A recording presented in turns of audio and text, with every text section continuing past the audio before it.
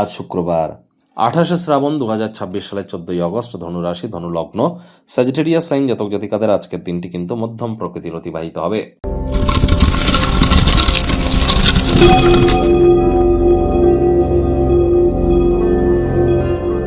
ভিডিওটির শুরুতে স্ক্রিনে আপনারা দেখতে পাচ্ছেন শুক্র গ্রহের বীজ মন্ত্র ওম দ্রাং দ্রিং দ্রৌং স শুক্রায় নমঃ। সকাল দুপুর সন্ধ্যা 3 বেলায় শুক্রের এই বীজ মন্ত্র আপনারা 108 বার জপ করুন, অত্যন্ত উপকৃত হবেন।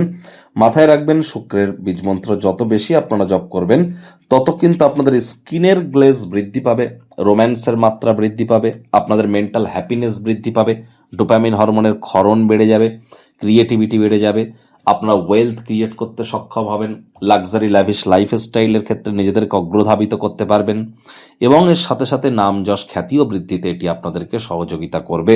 তাহলে শুক্রের বীজমন্ত্র খুব জপ করুন।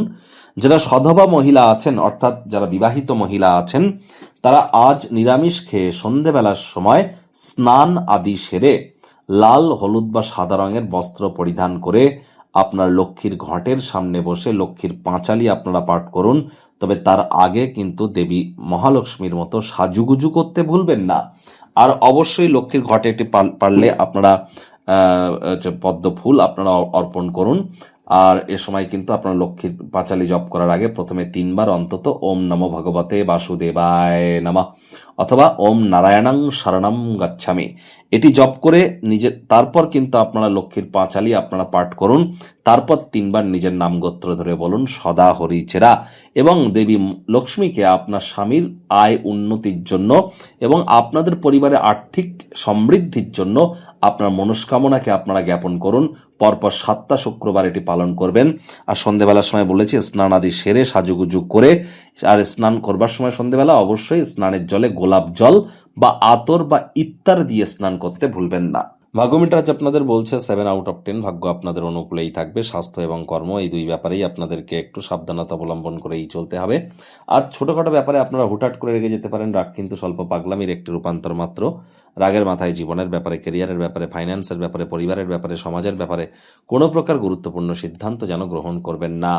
আজ অবশ্যই অর্থগত ব্যাপারে আয় ইনকাম বাড়বে, খরচও বাড়বে, যার কারণে সঞ্চয় কিন্তু ঘাটতি পড়তেই পারে।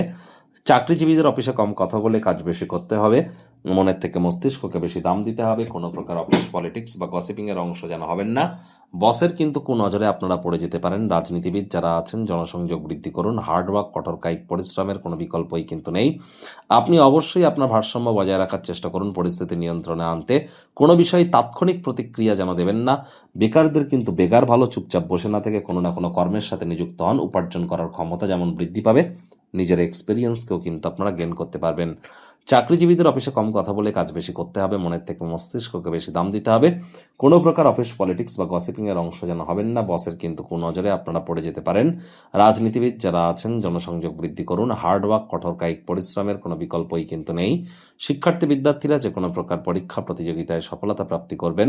উচ্চশিক্ষার জন্য যারা বিদেশ যাত্রার কথা ভাবছিলেন, ভাগ্যদেবীও আজ আপনাদের পক্ষেই আছেন।